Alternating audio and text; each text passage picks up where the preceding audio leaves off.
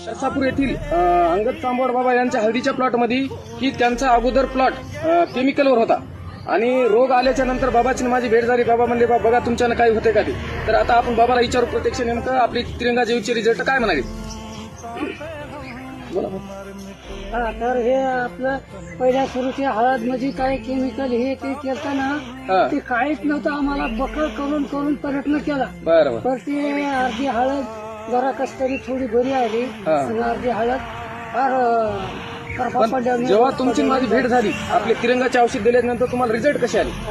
Result चांगले आहे. यावर्षी पुढच्या वर्षी तुमच्या हळदीचं काही नियोजन आहे का, पुढची टाकायची का नाही. हा, पुढचे टाकायचे दीड एकरानंतर बरं. 1.5 एकरांमध्ये आपल्याला हळद अजून लावायची. पुढच्या वर्षी केमिकलच्या मागे लागणार का तुम्ही. नाही लागणार, आपलंच वापरणार. तुमचंच वापरणार.